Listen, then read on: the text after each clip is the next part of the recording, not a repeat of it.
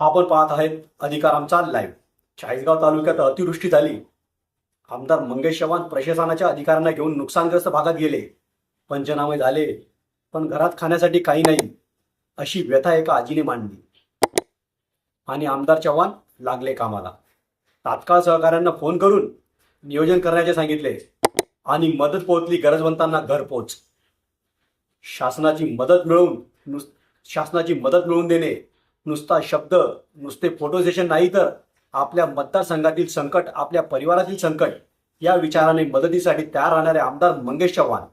अतिवृष्टीमुळे बहाळ, खेडगाव आणि भवाई परिसरातील अनेक कुटुंबांचे मोठे नुकसान झाले. नुकसानग्रस्ताची पाहणी करताना आमदार मंगेश चव्हाण यांनी मदतीचा शब्द दिला होता. दिलेल्या आश्वासनाप्रमाणे प्रत्येक कुटुंबापर्यंत जीवनावश्यक व संसारोपयोगी वस्तूंच्या किटचे वाटप करण्यात आले.